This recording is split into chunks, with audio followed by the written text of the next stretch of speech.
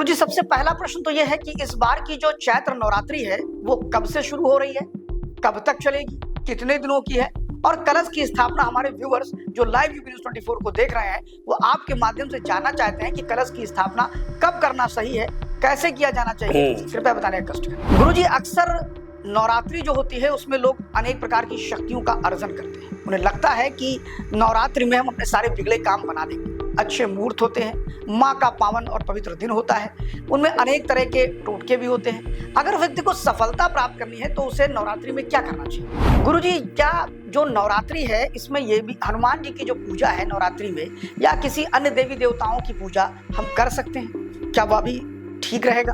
गुरुजी, एक तो आपने ये बताया कि किसी के पास कोई समय नहीं, मैंने उसका भी आपने आंसर किया। अब एक प्रश्न ये है कि मान लीजिए किसी के पास समय है और वो दुर्गा सप्तशती के अध्याय कर सकते हैं, कवच कर सकते हैं और पाठ कर सकते हैं, लेकिन वो विन्यास नहीं कर सकते हैं और कई जो उसमें पाठ को पूरा समग्र पढ़ना पड़ता है वो नहीं कर सकते हैं। तो ऐसे में उनके लिए क्या ठीक रहेगा, आप बताइए। तो जी ये बताइए कि नवरात्रि के समय में भगवती की तो आराधना हम करते ही, इसके अलावा अगर किसी देवी देवता की आराधना करनी हो, अनुष्ठान करनी हो, तो वो बड़े अनुष्ठान क्या हो सकते हैं और उसका लाभ क्या हो सकता है? नमस्कार, मैं शिव, आप देख रहे हैं लाइव यूपी न्यूज़ 24। जैसा कि आप लोग जानते हैं कि सनातन में हर महीने कोई ना कोई पर्व होता है। सनातन में विशेषता होती है कि हर महीना किसी न किसी देवी देवताओं को समर्पित किया जाता है। ठीक इसी क्रम में 2025 में जो चैत्र नवरात्रि पड़ रही है उस विषय को लेकर के और भी कई विषयों पर हम बात करने वाले हैं एस्ट्रोलॉजर राजू पांडे जी से। जी हाँ, राजू पांडे एस्ट्रोलॉजर भी हैं और आपको बता दें कि आप एक उच्च श्रेणी के पुरोहित भी हैं। आप बड़े बड़े अनुष्ठानों को लेते हैं। हम बात करते हैं राजू पांडे से। चलिए गुरुजी, नमस्कार, स्वागत है आपका लाइव न्यूज़ 24 कार्यक्रम में, आप आए। गुरुजी, सबसे पहला प्रश्न तो यह है कि इस बार की जो चैत्र नवरात्रि है वो कब से शुरू हो रही है, कब तक चलेगी, कितने दिनों की है और कलश की स्थापना हमारे व्यूअर्स जो लाइव यूपी न्यूज़ 24 को देख रहे हैं वो आपके माध्यम से जानना चाहते हैं कि कलश की स्थापना कब करना सही है, कैसे किया जाना चाहिए, कृपया बताने का कष्ट करें। बिल्कुल बिल्कुल। देखिए, चैत्र नवरात्रि जो है हमारे यहाँ जो 4 नवरात्रि आती है, आपका चैत्र हो गया, आषाढ़ हो गया और आश्विन में पड़ता है और माघ में पड़ता है। 2 गुप्त होता है, 2 माना जाता है। एक वासंतिक होता है जो अभी शुरू होगा और एक आश्विन मास में आता है आपका शारदीय नवरात्र आता है। तो ये चैत्र की जो नवरात्रि हो रही है, ये इसका महत्व सबसे ज़्यादा तो ये है कि इसी दिन से ब्रह्मा जी ने सृष्टि की रचना शुरू करी थी। पहला तो ये महत्व हो गया।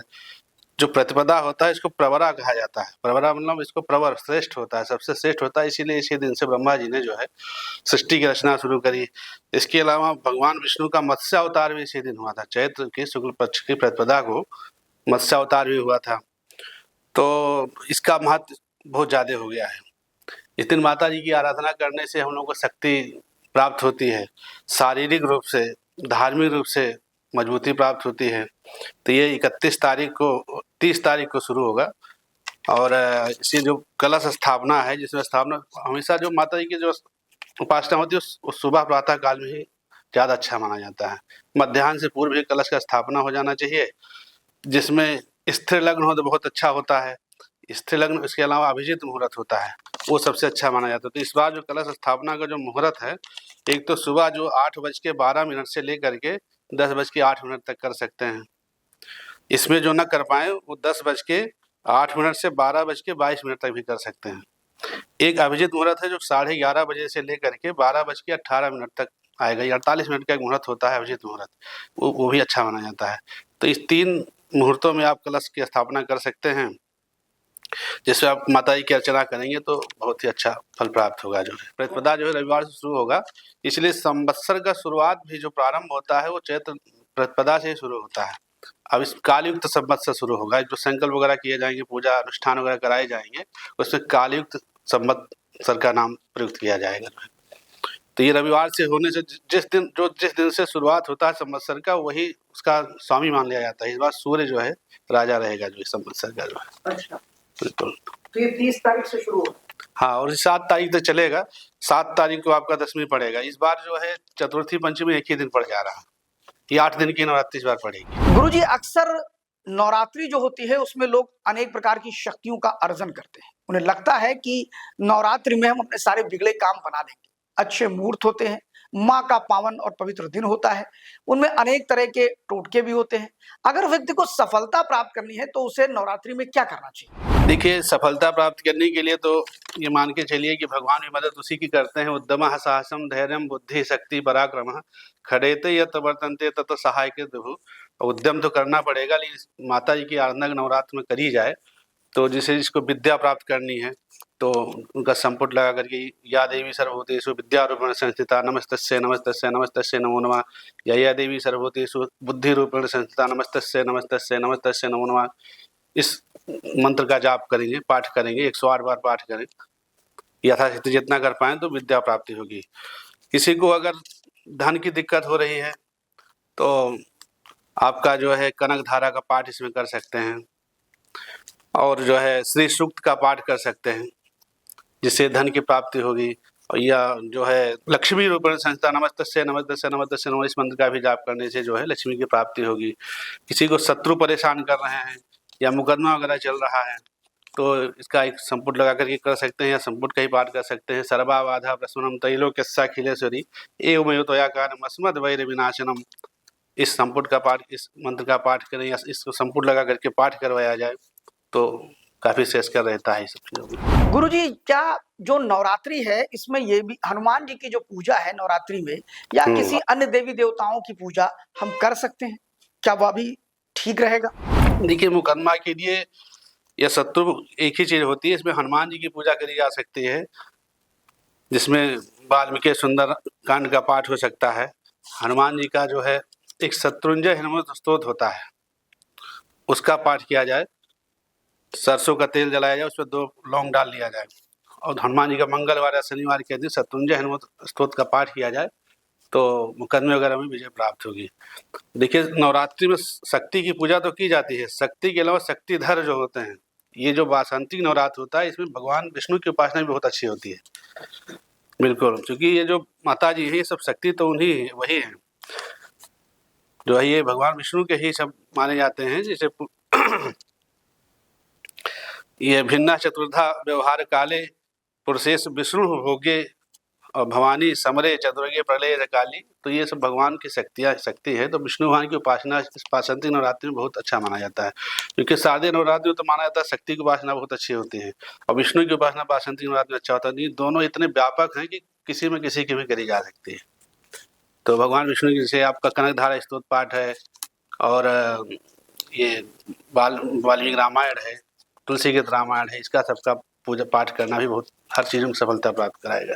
गुरु जी, जैसा कि आप जानते हैं कि आज की व्यस्ततम भागा दौड़ जो जीवन शैली है उसमें हमने देखा है कि लोगों के पास आध्यात्मिक भावनाएं भी हैं, चिंतन भी है।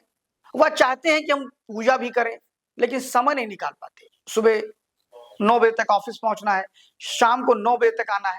ऐसे में व्यक्ति आध्यात्मिक चेतना के विकास के साथ साथ अपने सर्वांगीण विकास के लिए, आध्यात्मिक उरूज के लिए वह कैसे शॉर्टकट तरीके से कम समय में मां भगवती की आराधना कर सके, ऐसा कोई उपाय बताइए। नहीं, इसकी व्यवस्था है। सिद्ध कुंजिका स्त्रोत है माता जी का। सिद्ध कुंजिका का पाठ अगर कर लिया जाए तो उससे पूरा दुर्गा सप्तशती का फल मिल जाता है। और अगर पढ़ ना पाए व्यक्ति तो सुन ले, सुनने पढ़ने का एक ही फल होता है। सिद्ध कुंजिका पढ़ने से आप कवच करिए न करिए, अर्गला न हो पाए, कीलक हो जाए, पाठ न कर पाइए, कुछ भी ना हो, रहस्य भी न कर पाइए, केवल सिद्ध कुंजिका का पाठ किया जाए तो पूरा दुर्गा सप्तशती का फल मिल जाता है। बल्कि नवान मंत्र का जाप इसमें किया जाए, जिससे व्यक्ति में समय नहीं है, गाड़ी में जा रहा है, नहीं तो ओम ऐं ह्रीं क्लीं चामुंडाय विच्चे जो नवान मंत्र है इसका मन में जाप करना है, बोलना नहीं है, इसको मानसिक जाप होगा। इससे आपको आत्मिक ऊर्जा प्राप्त होगी जो है, और आपके समस्त इच्छाएं पूर्ति होंगी जो है सिद्ध कुंजिका स्तोत्र पाठ से और नवान मंत्र के जाप से। गुरु जी, इस नवरात्रि में क्या जिनको संतान नहीं होती है वह भी कोई अनुष्ठान ले सकते हैं, कोई उपाय कर सकते हैं? कृपया बताने का कष्ट करें। ये संतान नहीं है तो इसके लिए तो भाई आपको संतान गोपाल मंत्र देव के सिद्ध गोविंद करके जो संपूर्ण लगा करके किया जाए तो संतान प्राप्ति होती है।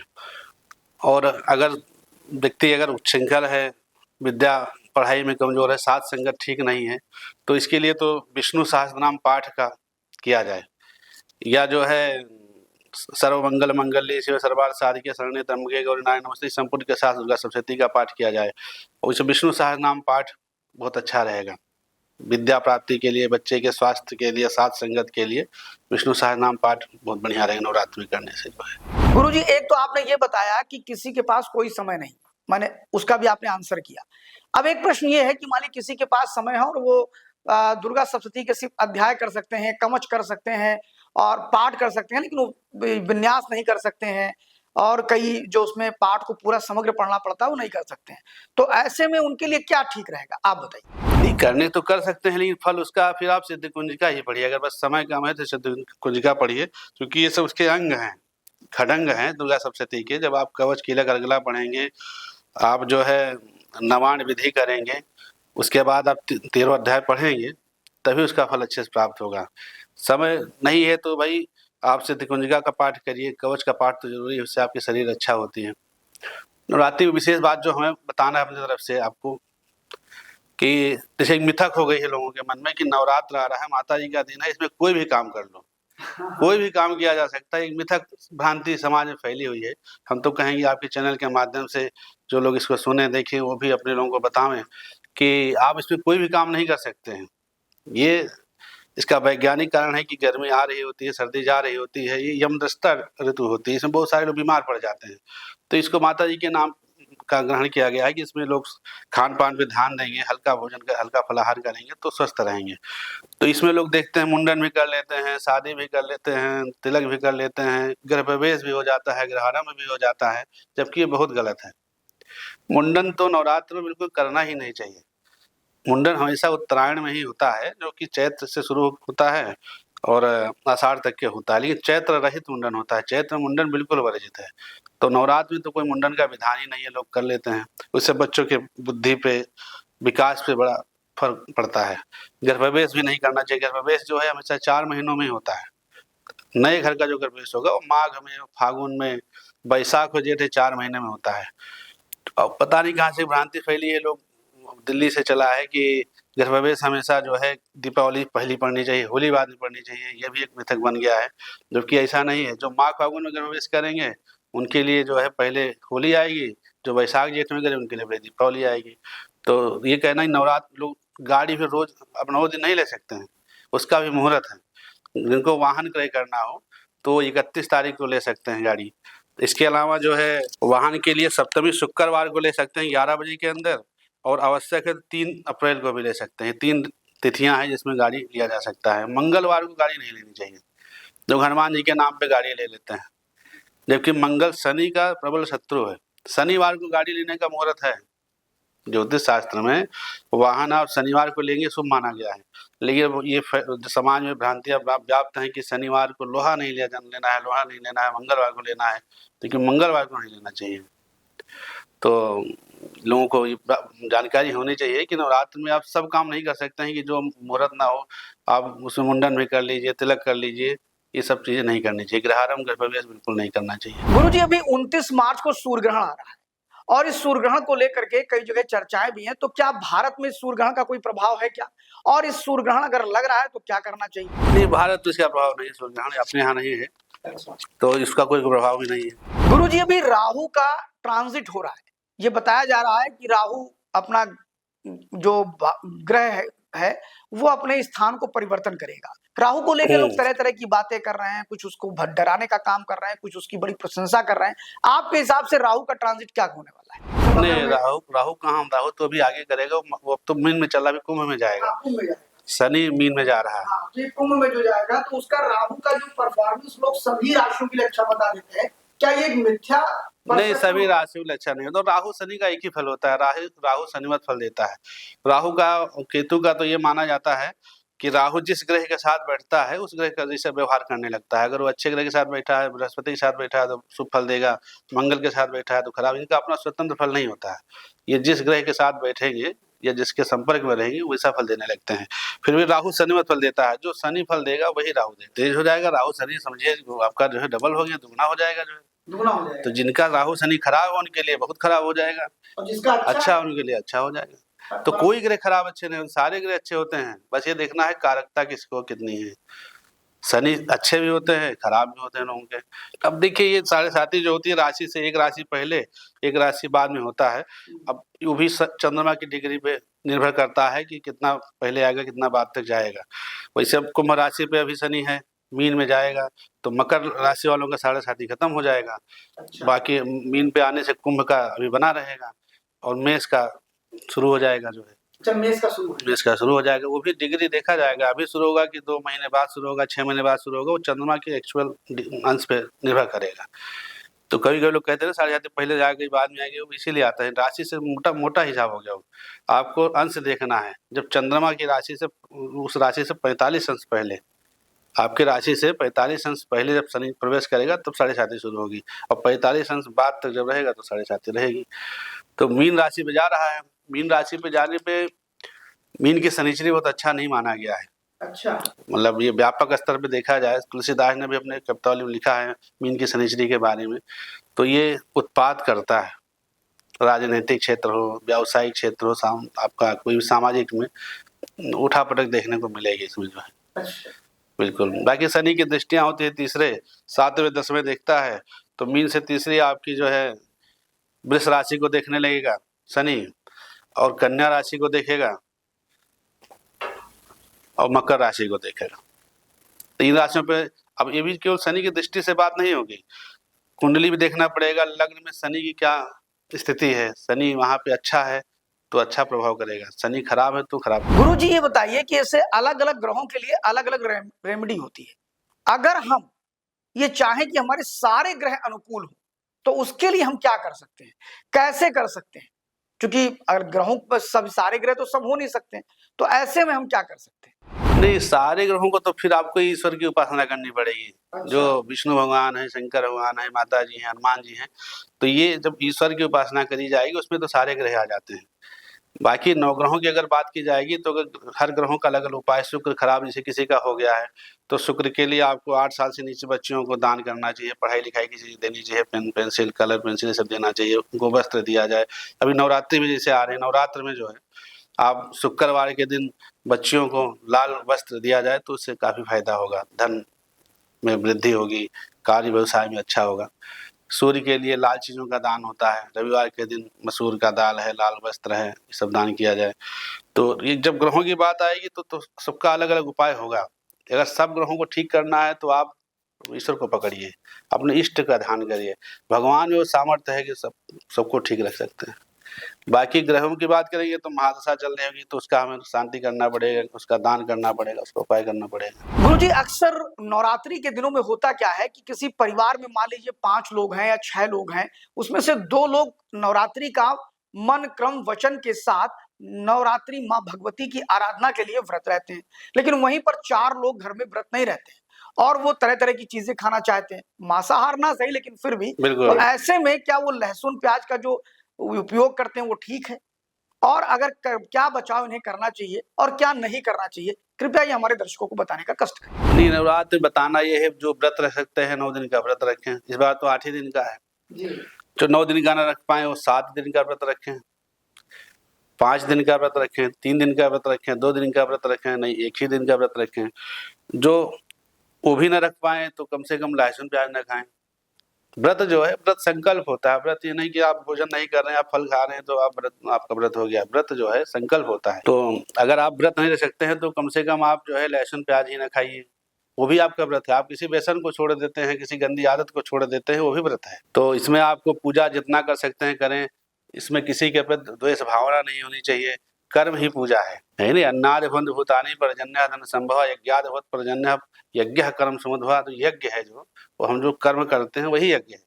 तो अगर आप व्रत नहीं रह सकते हैं तो आप अपने दुर्गुणों को छोड़िए, या आप कोई भी काम ऐसा करें जहाँ पे आप किसी की मदद कर सकते हैं तो वहाँ पे आप मदद करिए। किसी का नुकसान नहीं करना है इसमें, तो आप समझिए आपको तो हमेशा के लिए अच्छा होता है। अगर आप किसी का भलाई कर रहे हैं, किसी का नुकसान नहीं कर रहे हैं।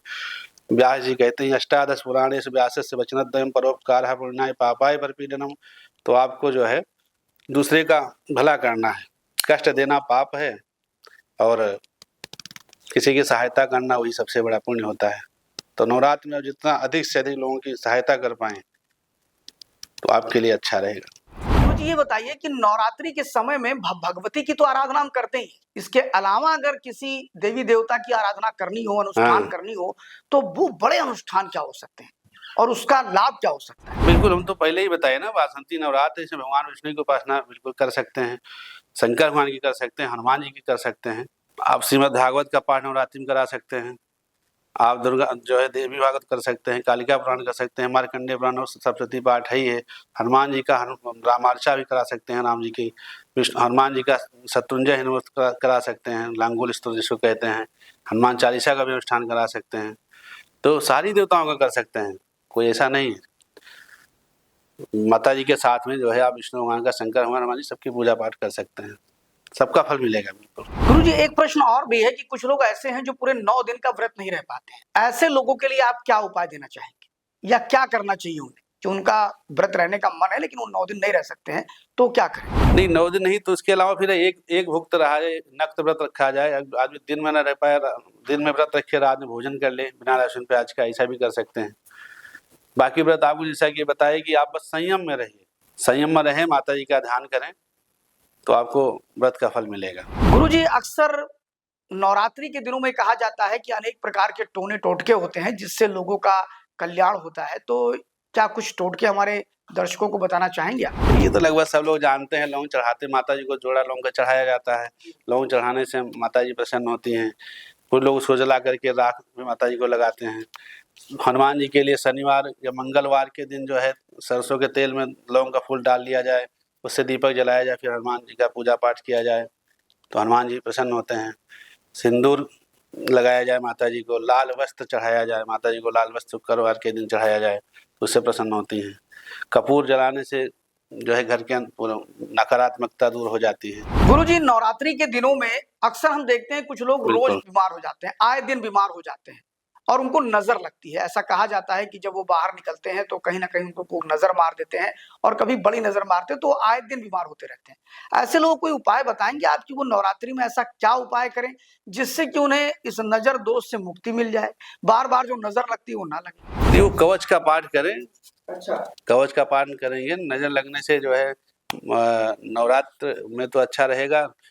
या कवच का जो है जितना अच्छा पाठ, कवच कीला गलगला का पाठ किया जाए, शतकुंज का पाठ किया जाए, और ये सर्वा बाधा विनिर्मुक्तो धनधान हितान्विता मुझे प्रसन्न हुई सदा संशय, इस मंत्र का जो है जाप किया जाए, तो इससे जो है इन सब चीजों से छुटकारा मिलेगा। तो ये थे हमारे साथ एस्ट्रोलॉजर राजीव पांडे जी, जिन्होंने बड़ी बेबाकी से अपनी बातचीत रखी। बहुत से ऐसे प्रश्न थे जो हम लोगों के मन में थे, उसको राजीव पांडे जी ने पूरी तरह से उसकी समस्या का समाधान किया और हमारे व्यूवर्स जो माँ भगवती की आराधना करना चाहते हैं उनको उन्होंने बता दिया कि कब से कब तक कलश की स्थापना कर सकते हैं, मुहूर्त क्या है। इसके अलावा उन्होंने और भी चीजें बताई कि जो लोग नवरात्रि के दिनों में अक्सर मुंडन करते हैं, कोई लोग गृह प्रवेश करते हैं, वो नहीं करना चाहिए। उन्होंने कहा ये उसका मुहूर्त नहीं होता है, तो इसका आप लोग विशेष ध्यान रखें। साथ ही आपको बता दें कि जो हमारे साथ गुरुजी थे उन्होंने कई ऐसी भ्रांतियों को भी तोड़ा और साथ में सरल तरीके से